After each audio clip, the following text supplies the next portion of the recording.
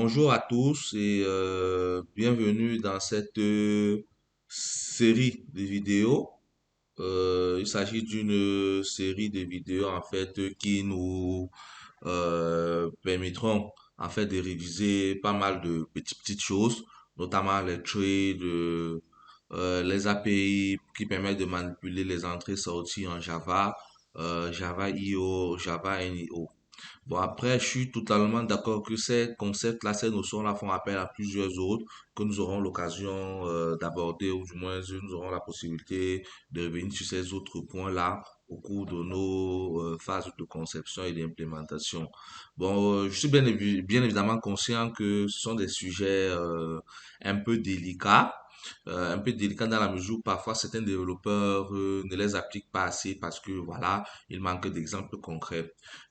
Du coup, aujourd'hui, je vous propose donc de réviser cette notion-là sur la base d'un exemple concret.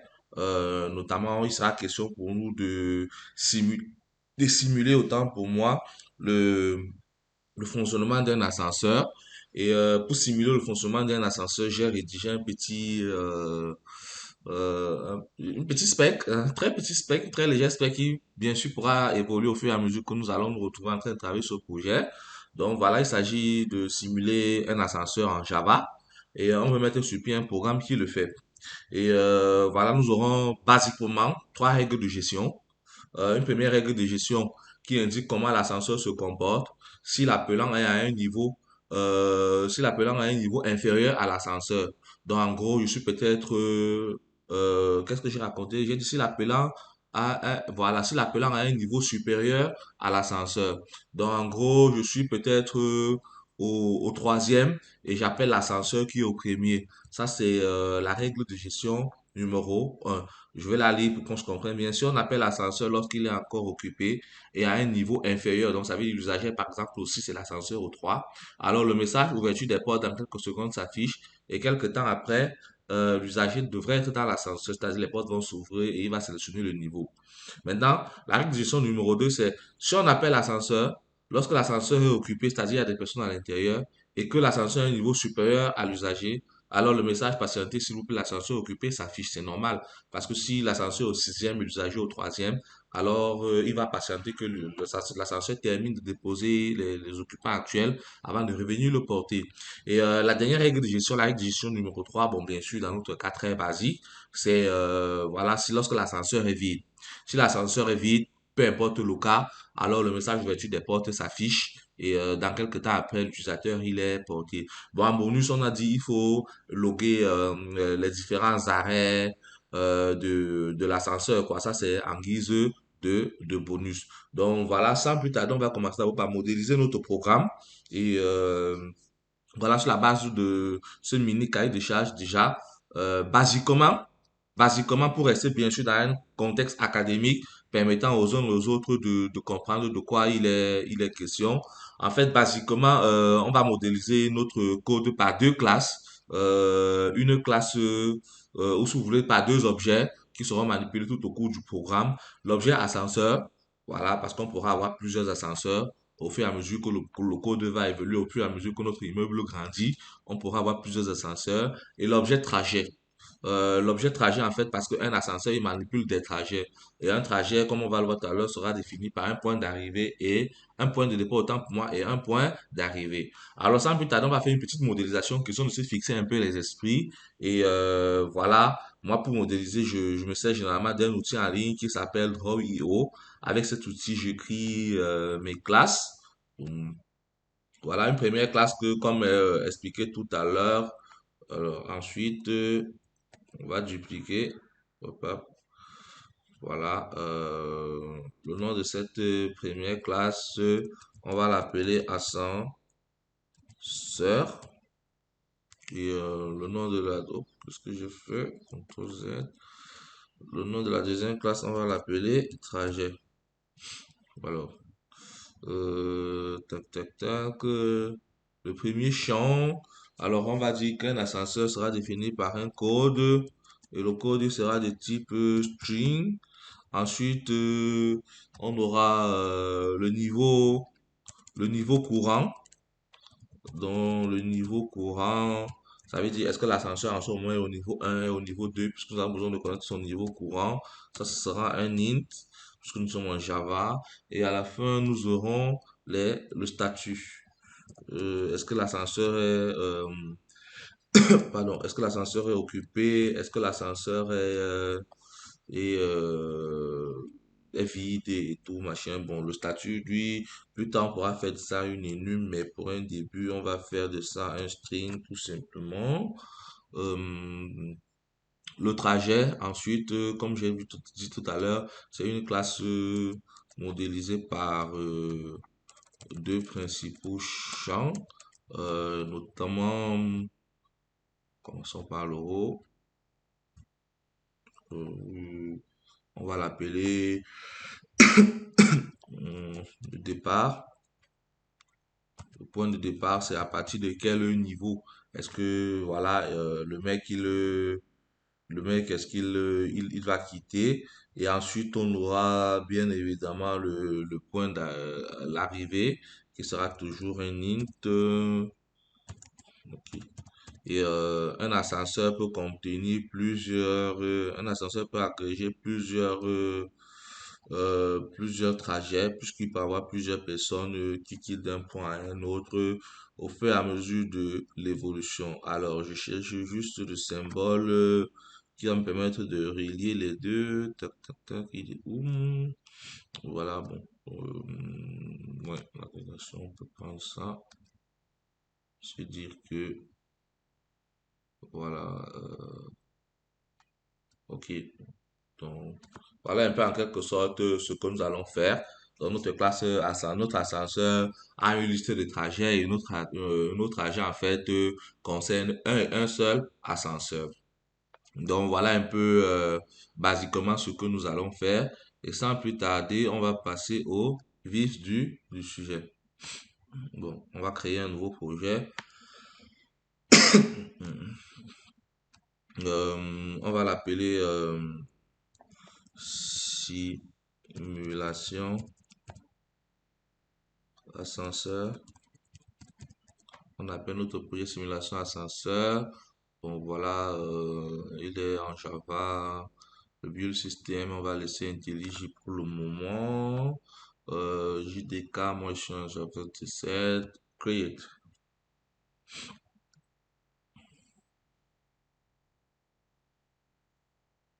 Ok. Donc là, notre programme est créé. On va commencer par procéder à la création de nos deux classes. Nos classes, je vais les mettre dans un package que je vais appeler domaine. Dans le domaine, la première classe que je vais définir va s'appeler ascenseur. Alors, tac, tac, tac. Et ensuite, je vais créer la classe tâche.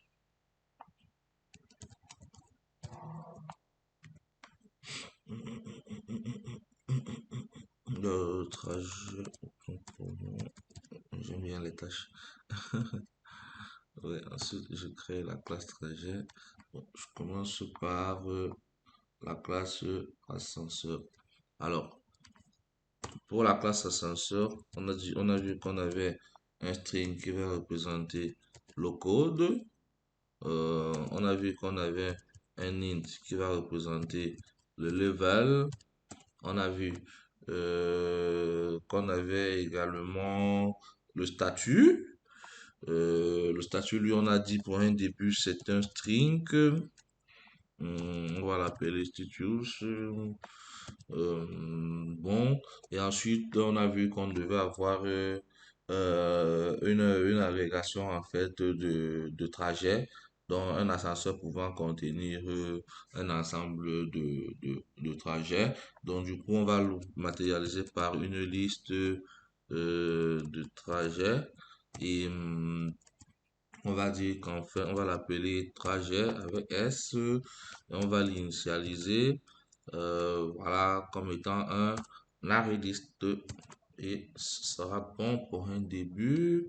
Et voilà notre classe ascenseur. Une fois faite, on va générer un constructeur avec paramètres, tac, tac, tac, constructeur. Alors, on va lui dire, on veut bien évidemment tout champs et on va lui demander de créer. Et après, on va générer les getters et les setters. On va lui demander aussi également de nous générer les getters et les setters pour tous les champs. Ok. Bon, ça c'est notre classe ascenseur créée. Pas besoin de choses extra pour l'instant. Peut-être au fur et à mesure que notre programme va grandir, voilà, on va se retrouver en train de d'ajouter des éléments. On passe à la classe trajet par la suite. Notre classe trajet, quant à elle, elle va contenir une ligne. On va pas se compliquer, on va l'appeler départ. Il va représenter notre point de départ. On aura un autre in qu'on va appeler arrivée. Et après, on aura un string qu'on va appeler euh, code ascenseur. Bon, en fait, si vous voulez un trajet étant lié à un ascenseur, bon, dans la classe trajet, on précise le code de l'ascenseur, en fait, pour savoir évidemment que ce trajet, voilà, tout le monde dans notre programme, ce trajet était lié à tel ascenseur, en fait. Et une fois que c'est fait, on va créer maintenant notre main class, notre classe principale. Bon, voilà, on va l'appeler application, vous l'appelez comme vous voulez, hein. Donc, voilà, c'est libre à vous. Moi, je l'appelle, dans mon cas, application. C'est le main, en fait, de, de, de, de mon programme, en fait. Donc, et là, bien éventuellement, je définis mon public statique, hop, hop, hop, static void main. Voilà. Et là, on va définir, on va lui dire qu'on lui passe une liste de strings en argument. Et hop, c'est bon. Donc, alors là, je vais juste descendre un peu. Et puisque notre application va manipuler une liste d'ascenseurs, alors, pour qu'on se comprenne bien, qu'est-ce que nous voulons faire? Ce que nous voulons faire et où est-ce que les trades vont intervenir. Donc, dans notre code, dans notre application, ou c'est mieux que je revienne au cahier de charge, rappelez-vous, ce qu'on veut, c'est simuler l'ascenseur. Et chaque fois que vous empruntez un ascenseur au quotidien, comment ça fonctionne? Vous avez la possibilité d'appuyer le bouton lorsque vous êtes au rez-de-chaussée ou à un niveau quelconque, en fait, vous appuyez le bouton qui permet d'appeler l'ascenseur.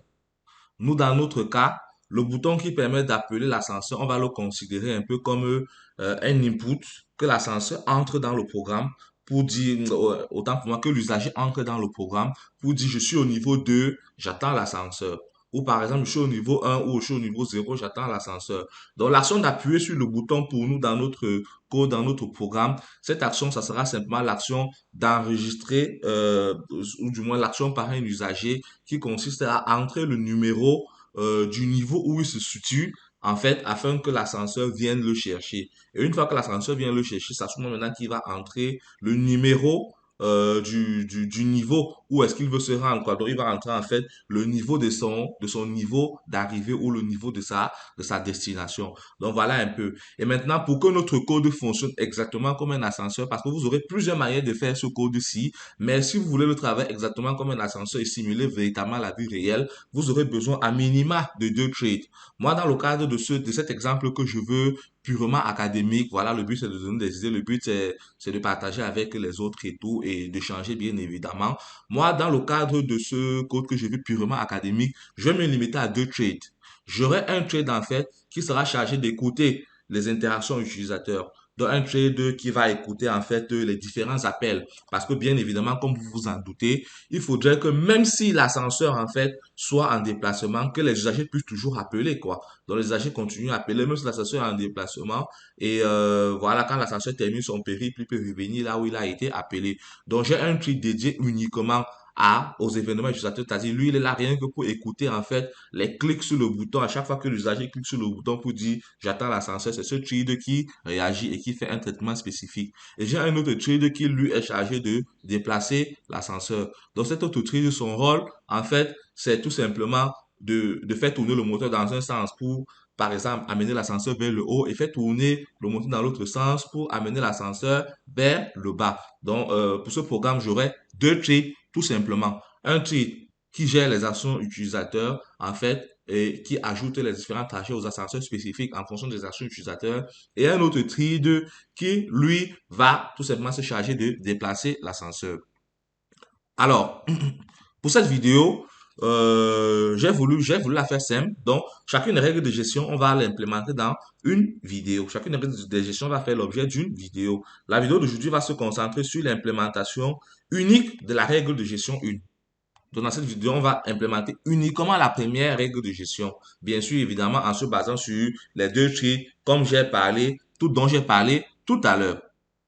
Alors, bon, on va continuer donc directement. Alors, puisque notre programme va manipuler, notre programme est censé manipuler une liste d'ascenseurs, donc on va supposer, ou si vous voulez simuler, autant pour moi, que nous sommes dans un immeuble ayant plusieurs ascenseurs. Et puisque nous sommes dans un immeuble ayant plusieurs ascenseurs, on va donc commencer par avoir notre liste qui sera statique. On aura une liste d'ascenseurs statiques parce que voilà, on souhaite qu'elles soient manipulées par notre I2 au même moment, ascenseur, et on va l'appeler ascenseur avec caisse. Et on va l'initialiser d'abord simplement, bien qu'on soit dans un contexte de cheat, je préfère qu'on commence d'abord par l'initialiser avec un new array list et progressivement, on va voir des choses, on va voir des limites, on va voir des comportements, on va voir tout un tas de trucs. Alors, bien évidemment, si nous sommes dans un contexte de cheat, la chose à ne jamais faire, c'est de déclarer, c'est de passer le type array list à une liste qui doit être manipulée dans un contexte concurrentiel. On verra tout à l'heure pourquoi. Je préfère quand même que nous commencions d'abord par ça. Alors, on va aussi, évidemment, bien évidemment, comme vous vous en doutez, on va déclarer nos deux threads, en fait. Et en fait, quand vous essayez en Java de créer la classe thread, de créer une instance de la classe thread, en fait, vous avez plusieurs options. Si je viens là, j'essaye de faire, par exemple, new thread.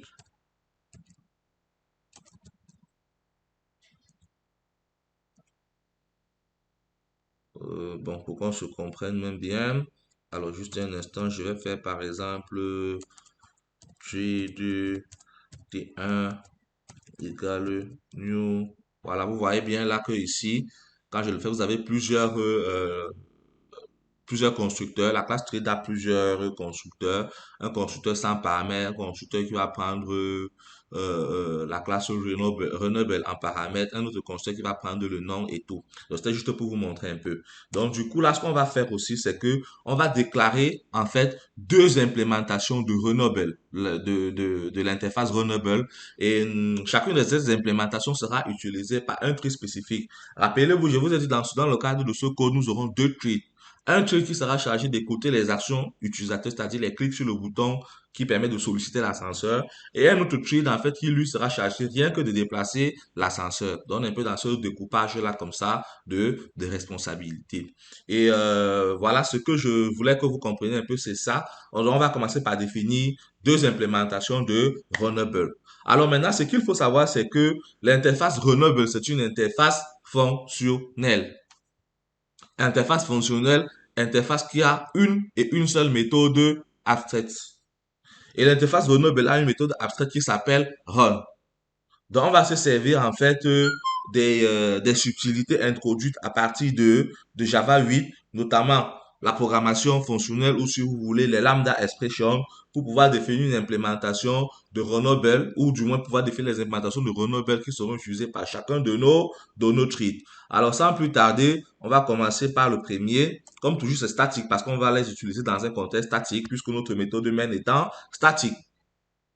Alors, static Runnable. Bon, pour faire simple, hein, dans le contexte d'un vrai projet, bien sûr, en entreprise et tout, vous allez donner des noms qui vont le mieux se rapprocher de votre réalité. Mais moi, je suis ici toujours dans un but académique. Le but pour moi, c'est de partager, voilà, de donner des idées afin de, voilà, de recueillir aussi, vous aussi, ce que vous pensez et que nous puissions échanger pour que chacun puisse en sortir grand, quoi.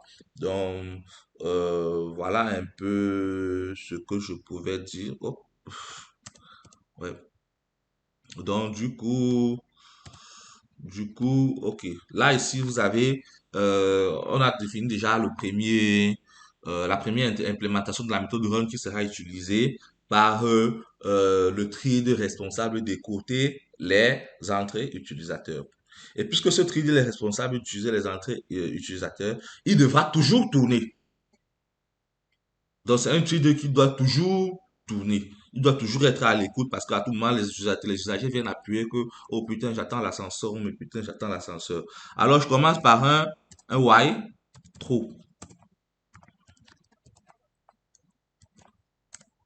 Voilà. Donc, pour lui dire de toujours le faire en permanence. Et là, je vais me servir d'une classe que vous connaissez certainement très bien, la classe scanner, qui va me permettre de scanner, en fait, les inputs. Voilà. Les inputs de l'utilisateur. Scanner égale new scanner. Bon, maintenant, on crée la classe new scanner, on doit lui passer en fait en paramètre l'input stream ou la source en fait sur laquelle en fait le scanner, cette classe doit se baser pour récupérer ou pour écouter les événements utilisateurs. Dans mon cas, puisque j'écoute les événements que l'utilisateur saisit dans la console, je lui passe en paramètre system.in. Donc, c'est en fait un input stream, tout simplement.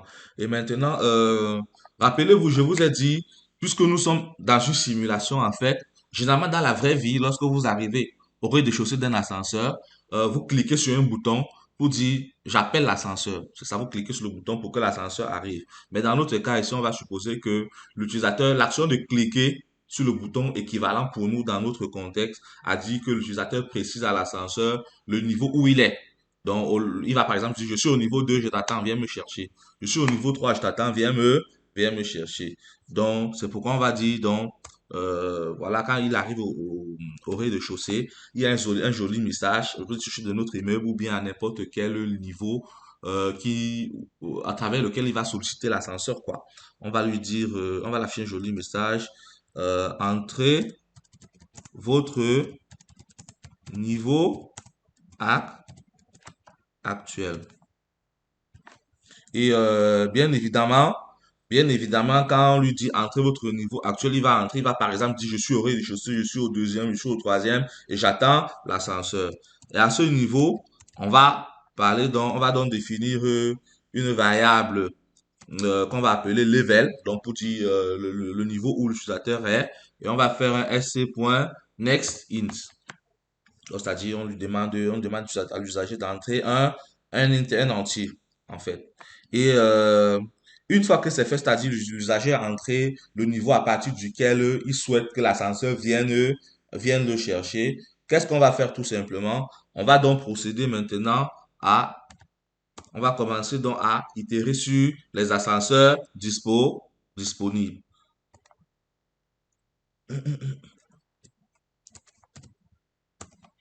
Et le but d'itérer sur les ascenseurs disponibles, c'est évidemment de voir s'il y a un ascenseur. Rappelez-vous de la règle de gestion dans laquelle nous sommes. On veut voir si il y a un ascenseur qui est à un niveau inférieur au niveau de l'usager appelant. Si c'est le cas, alors on va afficher le message comme dit et on va le porter. Donc, bien évidemment, pour rappel, nous sommes en train d'implémenter la première règle de gestion. Si on appelle l'ascenseur lorsqu'il est encore occupé et à un niveau inférieur à l'usager appelant, le message ouverture des portes dans quelques secondes s'affiche et quelques temps après, l'usager est dans l'ascenseur. Alors, à ce niveau, sans plus tarder, bon, on va dire, on a la A. A pour dire c'est un ascenseur. Et maintenant, par la suite, alors, qu'est-ce qu'on va commencer par faire? On va d'abord tester On va d'abord tester le niveau, en fait. Et on va dire if a.getLevel, donc c'est-à-dire si le niveau courant de l'ascenseur, en fait, si le niveau courant de l'ascenseur est inférieur au niveau, si c'est inférieur au niveau courant, donc le niveau courant de l'ascenseur est inférieur au niveau courant de l'usager, c'est-à-dire l'ascenseur est par exemple au 2 et l'usager qui sollicite un ascenseur se retrouve au cinquième. Alors qu'est-ce qu'on fait dans ce cas? Dans ce cas, si a.getLevel est inférieur à level, on va dire à l'usager, donc en fait, revenons à notre truc, on va lui dire euh, ouverture des portes dans quelques secondes. Hmm? On lui dit ouverture des portes dans quelques secondes.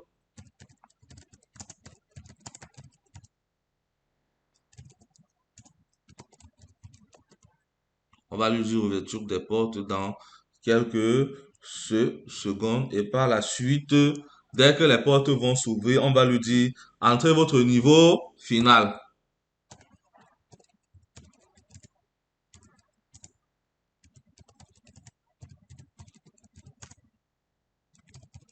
On va lui dire entrez votre niveau final. Et pour qu'il puisse entrer son niveau final, on va l'afficher encore un prompt, n'est-ce pas? Un prompt où il va saisir son niveau final. Bon, le niveau final étant bien évidemment aussi un entier.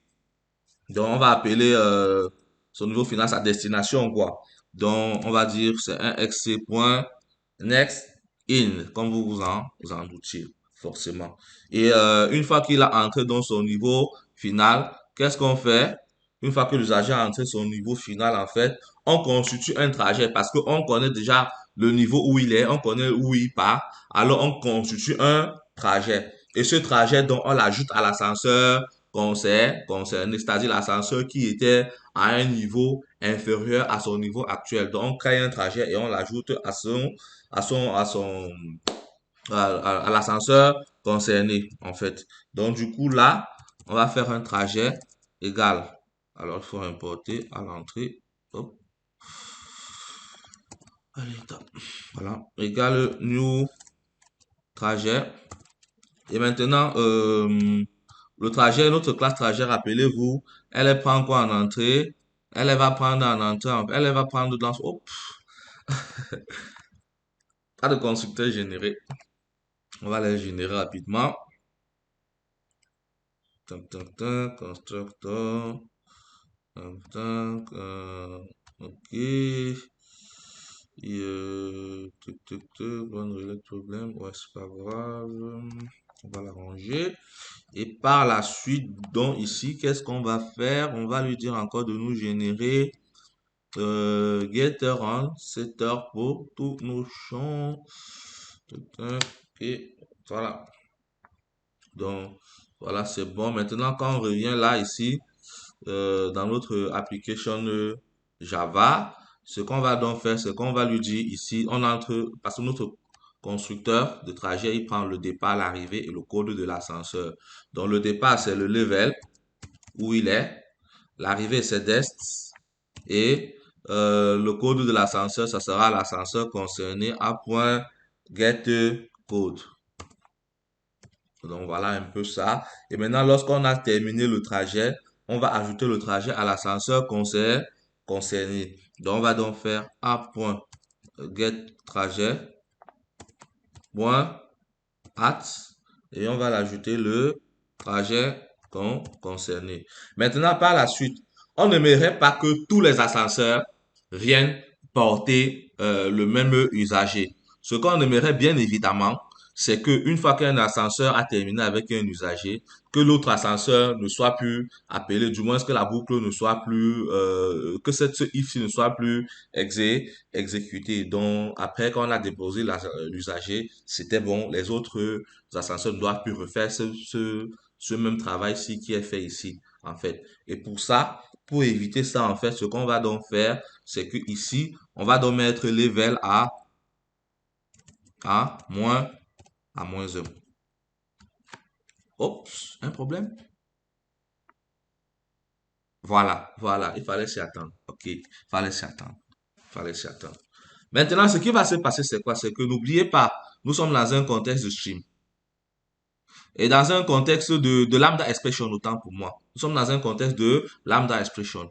Et dans un contexte de lambda expression, comme vous vous imaginez en fait, les variables utilisées doivent être effectif final. La variable utilisée dans un contexte de lambda expression doit être effectif final. Effectif final, ça veut tout simplement dire quoi? Ça veut tout simplement dire que la référence des variables utilisées dans un contexte de lambda expression, en fait, ne doit pas changer. Maintenant, pour que la référence donc ne puisse pas changer, qu'est-ce qu'on va faire? Qu'est-ce qu'on peut faire pour que la référence ne puisse pas changer? On peut faire une modification assez simple. Déjà, on va lui passer en finale. Et maintenant, quand on va passer ça en finale, on va convertir ça en un int.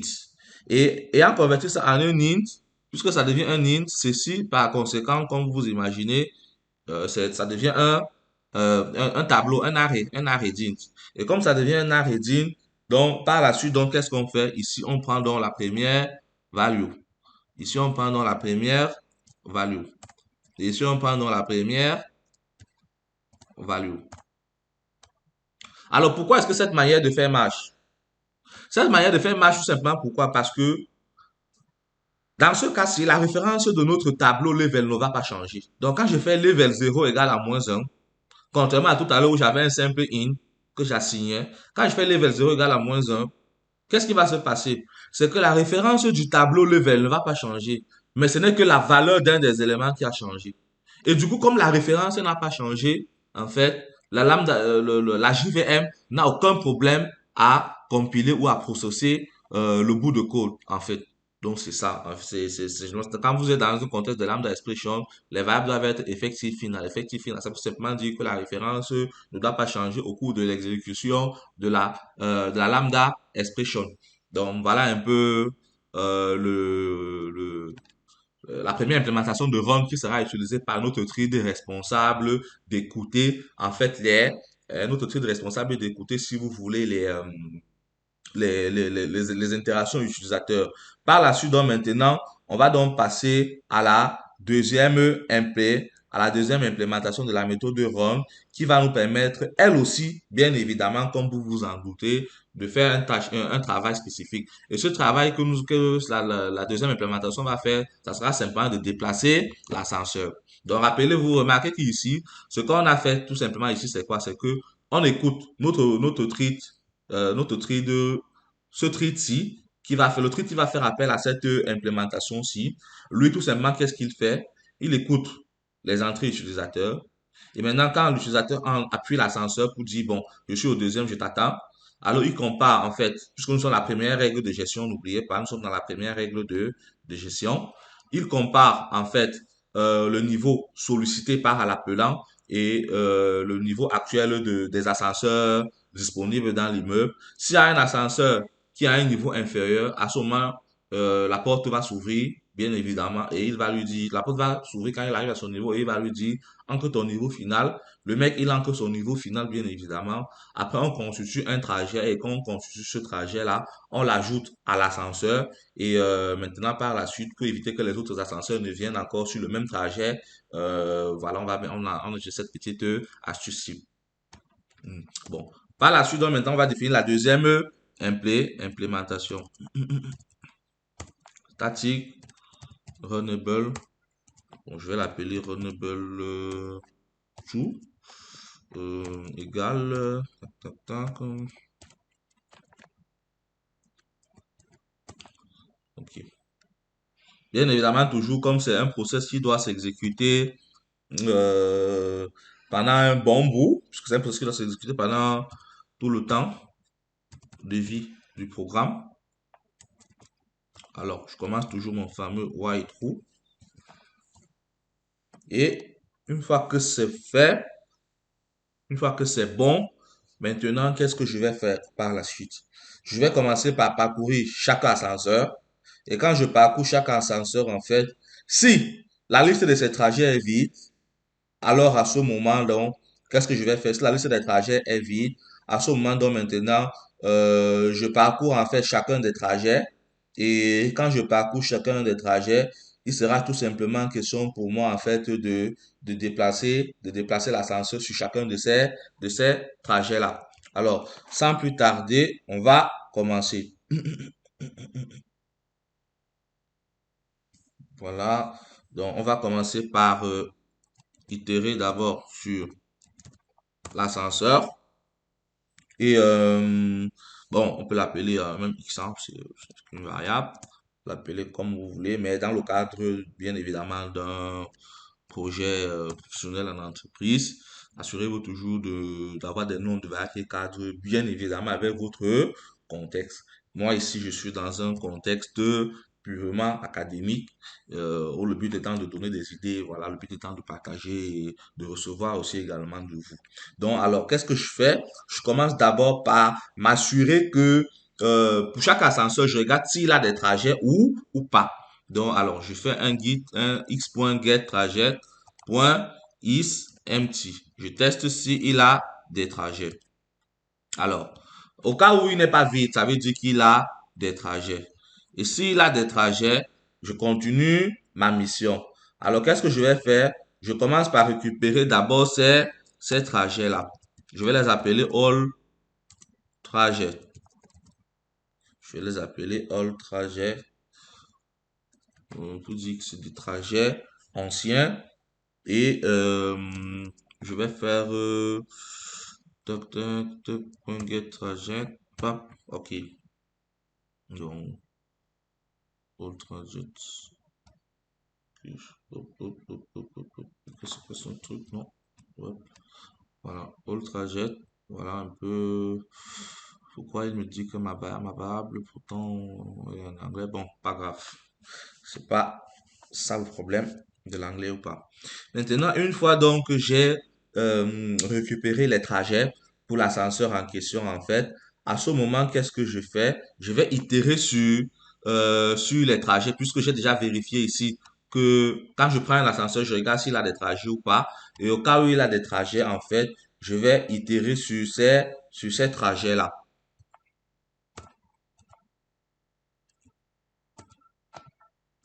Point for each. Bon, je vais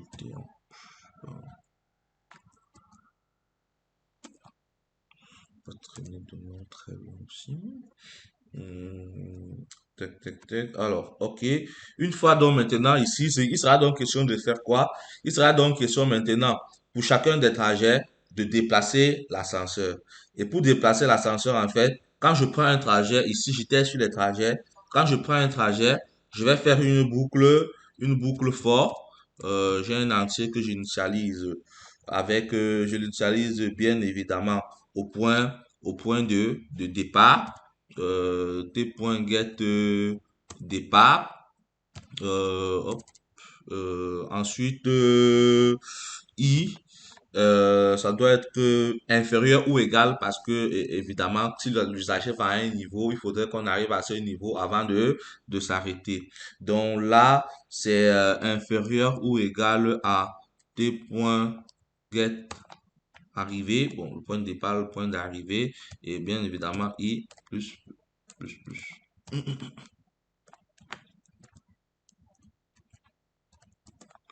Bon, maintenant, dans ce cas, tout simplement, qu'est-ce que je fais? Ce que je fais tout simplement, c'est que à chaque niveau, quand il arrive, je fais d'abord un set de l'ascenseur, du level de l'ascenseur. Donc, je vais faire un set du level de l'ascenseur en question. Pap, et je fais un set du level. Hop, set level, d'accord, de l'ascenseur en question. Et par la suite, donc, je fais un truc simple. Tout simplement, je fais un système out, voilà, où j'indique que je fais un système out, où j'indique l'ascenseur est au niveau I, par exemple, hein. Bon, bon, bon, bon, bon, bon, bon, bon, bon, bon. Vous pouvez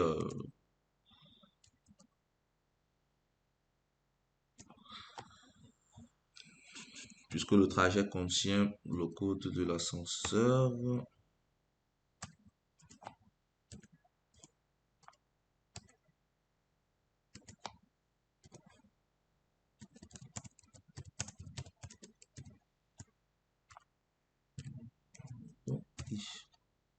Ok. Donc, voilà un peu minimalement déjà, en fait, si vous voulez, notre premier code qui est déjà en train de prendre corps. Et par la suite, donc maintenant, une fois qu'on a fini tout ça, une fois qu'on a tout terminé, à ce moment, qu'est-ce que je dois faire? À ce moment, je dois retirer en fait les trajets, si vous voulez, les trajets les trajets qu'on vient de manipuler, les all trajets quoi. Donc, je dois retirer maintenant les trajets qu'on a déjà, qui ont déjà été effectués. Et pour pouvoir retirer les trajets donc qui ont déjà été effectués, tout simplement, je fais un is.get trajet, je récupère les trajets et ensuite je fais un remove. Bon, le but c'est d'éviter que voilà que l'ascenseur ne boucle sur les mêmes trajets alors qu'il a terminé quoi. Donc une fois qu'il a terminé de déposer des gens, on retire ces trajets dans sa file d'attente ou dans sa queue comme vous voulez quoi. Bon, je fais un remove all pour lui passer la collection all trajet. Donc vous en doutez certainement. Et ensuite je remets le level de l'ascenseur concerné à 0. Donc, évidemment, lorsqu'il a terminé, on le ramène au rez-de-chaussée. Donc, voilà une première petite implémentation perfectible, certes, mais voilà une première petite implémentation et on va la tester. On va la tester en fait pour voir déjà les subtilités, notamment en termes de array list, comme je vous disais en fait tout à l'heure et tout. Pour la tester, ce qu'on va faire, c'est qu'on va créer deux ascenseurs. Tac, tac, tac. On va le faire ensemble. New ascenseur ici. Donc, on va mettre le code 001 pour un début. Tac, on va dire le niveau, il est au niveau 0. Et le statut, l'ascenseur, il est vide. Donc, qu'est-ce qu'on a oublié? Qu'est-ce qu'on a oublié? Bon, ouais. Il s'attend à ce qu'il y ait des trajets. Mais est-ce qu'on a besoin des trajets lorsqu'on crée l'ascenseur? Donc, quand on crée l'ascenseur, on n'a pas besoin de trajet.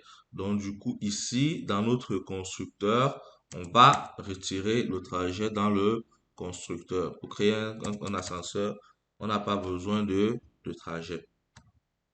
Donc, ok. Là, CTRL D, ici, c'est tout simplement l'ascenseur 002. Et ça, je l'appelle ascenseur 2, tout simplement. Et bon, par la suite, donc maintenant, je fais ascenseur.add, euh, ascenseur et duplicata, ascenseur, pap, ascenseur 2 et c'est tout bon. Ensuite, donc maintenant, je vais créer donc maintenant les deux threads qui, eux, vont appeler les implémentations de Runable que nous venons de définir. Alors, je vais créer le premier thread que je l'appelle process 1. Process 1. Et lui, c'est un new thread et il va prendre en paramètre Runable 1. Et le deuxième thread, c'est process 2. C'est nous thread, il va prendre un paramètre Runable 2. Ok. Donc, voilà un peu. Et une fois que c'est fait, bien évidemment, c'est process 1.start et process 2. Oh, le process 2.start, bien évidemment. Bon, voilà un peu une première ébauche de notre code qui est terminé. On va, comme vous vous en doutez certainement, on va la tester. Donc, pour voir un peu le comportement. Voilà.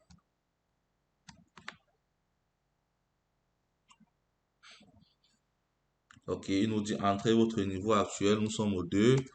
Il nous dit 5. Voilà. Voilà. 3, 2, voilà, ça marche. 3, 7, c'est bon. Mais maintenant, il y a un problème. Le problème qu'on a, c'est que là, pour l'instant, tous les traders vont loguer en fait au même endroit. Et du coup, puisque tous les traders vont loguer au même endroit, on n'a pas vraiment la possibilité de savoir si on peut effectuer les actions simultanément. Donc, c'est-à-dire, par exemple, est-ce que pendant que l'autre trader est en train de déplacer l'ascenseur, est-ce que je peux être en train d'entrer des valeurs, tout simplement. Est-ce que je peux être, par exemple, en train d'appeler l'ascenseur pendant que l'autre trader le déplace? Pour vérifier ça, ce que je vous propose, justement, maintenant, c'est de loguer les éléments du deuxième trade. On va les loguer dans un fichier. Les éléments du deuxième trade. Enfin, on va les loguer dans un fichier. Moi, ici, à la racine de mon simulateur Ascension, je vais créer un nouveau fichier. Je vais, non, c'est mieux que j'aille je vais créer un TXT, simulation, alors il est où le projet? Simulation ascenseur. Ok, ici, je vais créer un TXT. Tac, tac, tac, document texte, logs, voilà, c'est bien un document texte. Et ici, voilà, il est bien là, logs.txt. Alors, ce que je vous propose donc de faire, c'est de loguer tout ce qui concerne le deuxième thread plutôt ici dans logs.txt. Et le premier thread, on va le loguer bien évidemment en console. Comme ça va nous permettre d'avoir une observation un peu plus un peu plus concrète en fait. Hmm. Donc, voilà ce qu'on va faire. Sans plus tarder, on commence d'abord par définir Object Output Stream.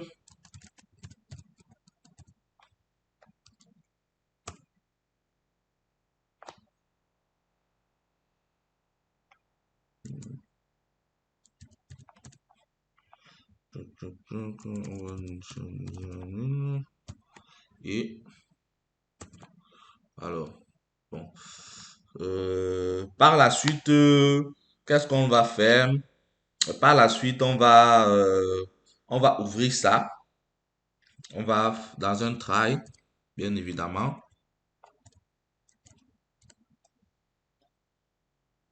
Bon, ou bien faisons même et ensuite on va générer. C'est aussi ça, être efficace. C'est profiter de l'idée en fait. Donc on va donc faire là un new object output stream. Et puisque généralement les classes output stream, input stream et tout sont basées sur le pattern composite, donc on peut faire une composition de plusieurs. À l'intérieur, je vais lui passer un file output stream et je vais lui donner le nom de notre fichier logs.txt. Voilà. Bien évidemment, quand on utilise ça, il faut un try catch. Bon, généralement, vous pouvez vous servir de votre IDE pour ne pas se prendre la tête, quoi. Donc, voilà, en fait, tout simplement, Object Output Stream, en fait, il vous permet de sérialiser. Il vous permet de sérialiser, en fait, les données en un format spécifique afin de les sauvegarder. Donc, si par exemple, vous voulez sérialiser en une classe afin de sauvegarder, c'est mieux d'utiliser la classe Object Output Stream. Bon, comme il y a le pattern, il est basé sur le pattern composite, voilà, il va prendre en paramètre aussi une implémentation de la classe output, de l'interface, autant pour moi. Il va prendre en paramètre une implémentation de l'interface output, output stream. Et comme vous savez, en fait, input stream, output stream sont utilisés lorsque vous voulez faire des lectures, des écritures par bit. Mais si vous voulez, auquel cas j'aurais pu par exemple le faire dans ce cas-ci. Si vous voulez par exemple faire des lectures, des écritures par caractère, notamment sur des fichiers, vous avez file writer et vous avez file reader. Bon, ici je préfère utiliser un peu ça pour question de réviser un peu. Voilà, c'est qu'on regarde tous ensemble, quoi. Donc, voilà un peu si vous voulez. Et maintenant, par la suite, donc ici, là où on a fait ce système out-ci, on ne va plus le faire comme ça. On ne va plus le faire de cette façon-là. Mais bien au contraire, bien au contraire. Alors, on va couper ça. On va faire un string str. On va dire égal ça. C'est bon. Et tac, tac, tac. Ouais,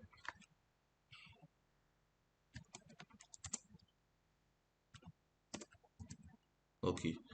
Ce qui va se passer donc, c'est quoi? C'est que, comme tout à l'heure expliqué, en fait, les variables effectives finales, quand vous êtes dans un contexte de lambda expression, toutes les variables que vous manipulez doivent être des variables effectives finales. Si vos variables ne sont pas effectives finales, alors ça suppose que la référence de ces variables peut changer au cours de l'exécution. Et à ce moment, en fait, à ce moment, la JVM souligne qu'il y a une erreur, en fait. Mais c'est vrai que à proprement parler, ici on y reviendra certainement lorsqu'on va implémenter la prochaine règle de gestion pour ne pas trop palourdir. Voilà, je vous montrerai comment est-ce que je peux m'en passer en fait ici d'une variable effective finale. Parce qu'en réalité, j'ai pas besoin que puisqu'en réalité, en fait, si vous voulez, le simple fait de faire out.writeObject, ça ne modifie pas ou ça ne transforme pas la variable en une variable non effective finale. Mais on aura l'occasion d'y revenir. Mais pour l'instant, un peu, voilà à quoi on peut s'entendre. On peut faire un premier test déjà. On peut faire un premier test déjà, question de voir un peu comment le code se comporte.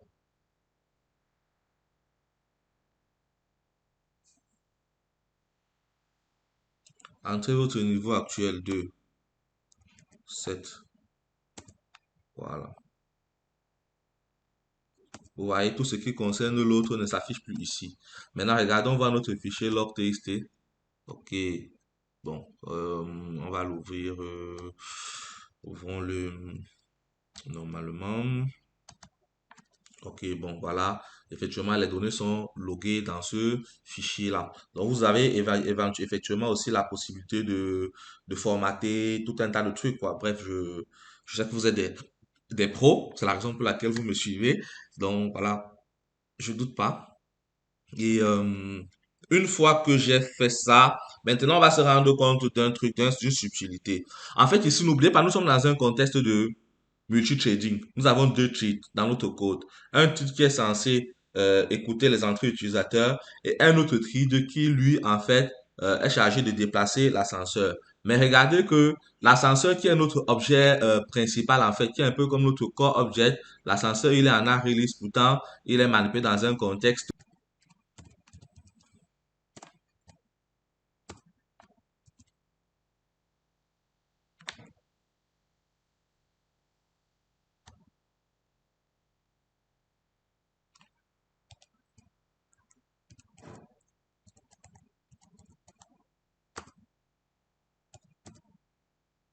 Voilà, voilà.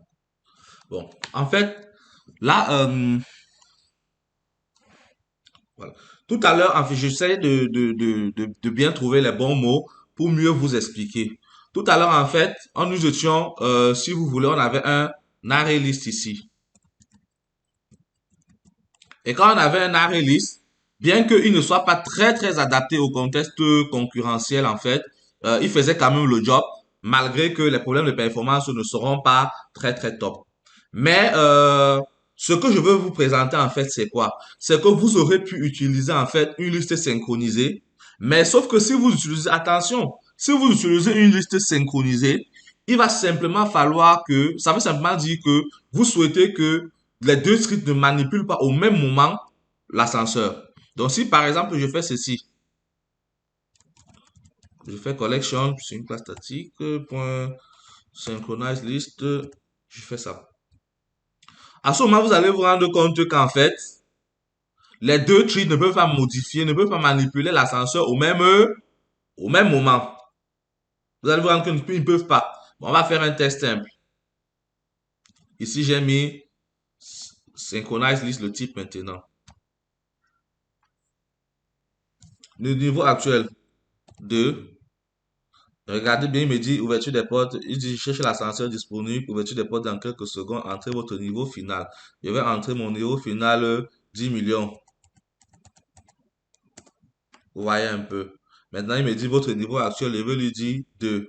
Mais regardez, remarquez il est bloqué. Si vous voyez, vous remarquez qu'il est bloqué à 2. Il n'a plus mis, après, quand je lui ai dit mon niveau actuel, il n'a plus dit chercher l'ascenseur, machin et tout. Pourquoi il n'a plus dit qu'il cherchait l'ascenseur disponible? Parce il ne parvient pas à faire ça. Il ne parvient pas à faire ça parce que l'autre trade est en train de l'utiliser. Il est bloqué. C'est en fait ça la puissance du synchronize. Le synchronize, vous l'utilisez lorsque vous ne voulez pas que deux trades s'entremêlent. Donc que les deux effectuent des actions sur la même chose au même moment. Ou par exemple que les deux trades exécutent la même méthode au même moment.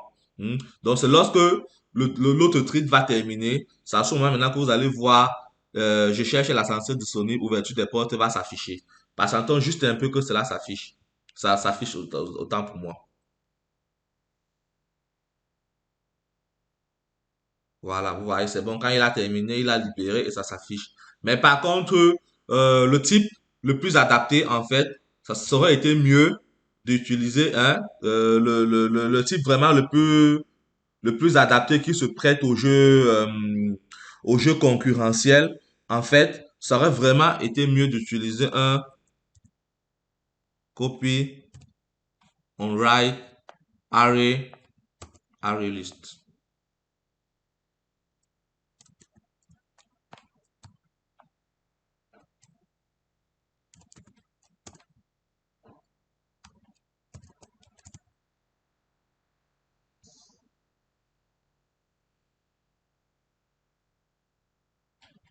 Oh.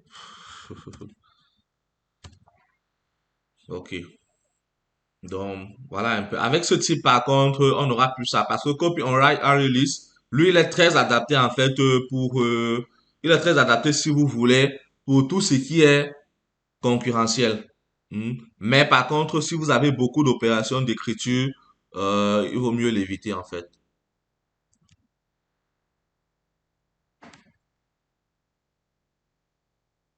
Voilà, on va vérifier entre le niveau 3. On va dire là, on part où? On part au niveau 10 millions. Malgré ça, on a quand même le niveau 2. Il nous dit toujours 5. Vous voyez, en fait, donc, si un ascenseur est disponible, il passe à l'autre, quoi. Donc, en gros, là, ce que nous venons de faire, c'est que nous venons d'avoir une application Java qui simule l'ascenseur. Nous avons implémenté, certes, la première règle de gestion, mais dans les prochaines vidéos, nous allons continuer avec les prochaines règles de gestion.